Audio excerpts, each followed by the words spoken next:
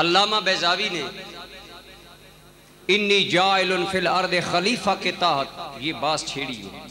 آپ فرماتے ہیں اللہ اللہ معدود بندہ معدود، اللہ قدیم بندہ حادث، اللہ باقی بندہ فانی فانی باقی سے ملے تو کیسے، محدود لا محدود کو ملے تو کیسے.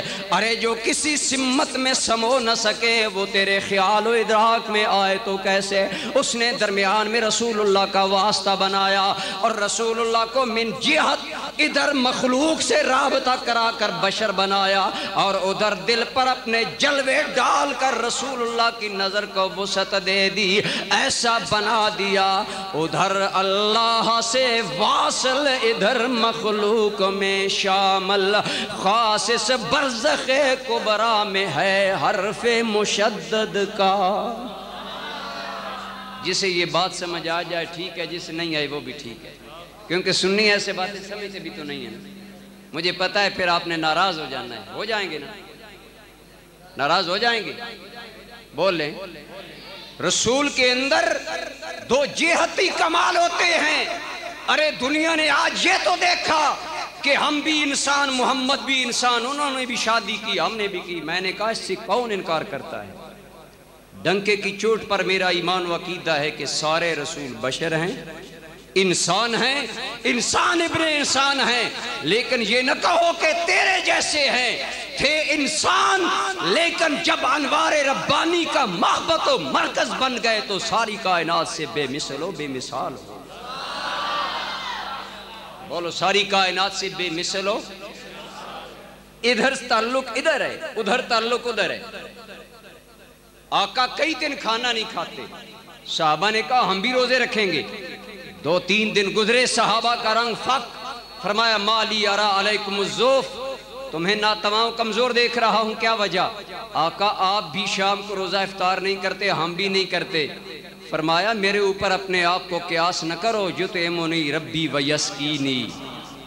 تمہارا معاملہ اور ہے، میرا معاملہ اور ہے. انی ابھی تو عند ربی، میں رب کے پاس رات گزارا کرتا ہوں. وہ مجھے کھلایا بھی کرتا ہے، وہ مجھے پلایا بھی کرتا ہے. پیارے ہم نے تو کبھی دیکھا نہیں، نہ عائشہ نے دیکھا، نہ حفصہ نے دیکھا، نہ صفیہ نے تمہیں کچھ کھاتے دیکھا.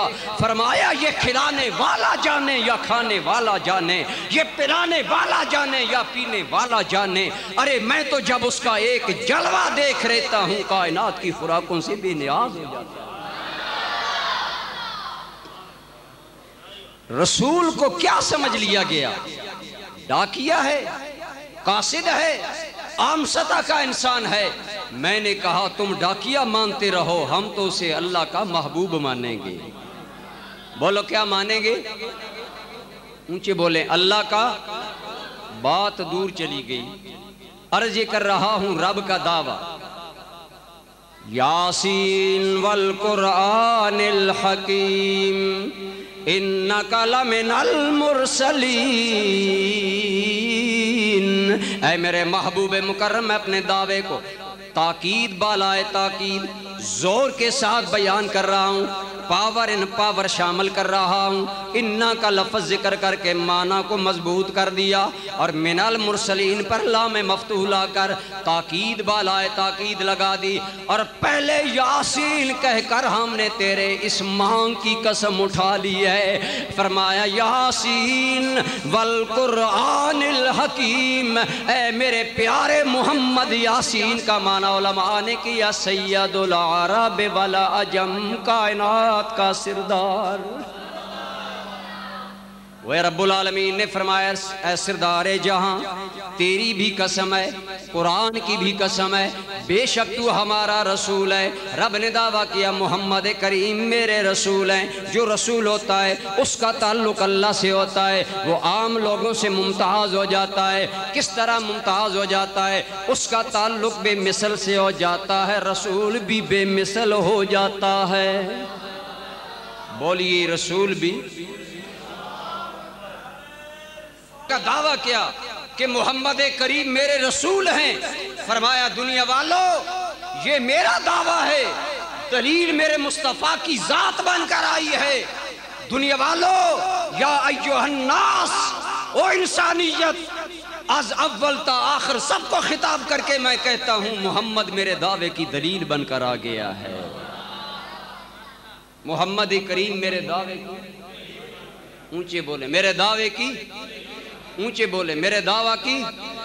برادران گرامی قدر، میں اگر دعویٰ ایک قائم کروں، میری خواہش ہوگی میری دلیل کے اندر کوئی کمی نہ آئے۔ اگر میں دعویٰ کرتا ہوں میں گریجویٹ ہوں، میں چاہوں گا میری سند ہر شک و شبہ سے بالاتا رہو، دیکھنے والا کوئی اعتراض نہ کرے، کیونکہ اگر دلیل میں نقص آ گیا، اگر میری سند میں نقص آ گیا، اگر ثبوت میں نقص آ گیا، میرے دعوے میں نقص آ جائے گا۔ اگر میرے دعوے میں نقص آئے گا، میری ذات میں نقص آئے گا۔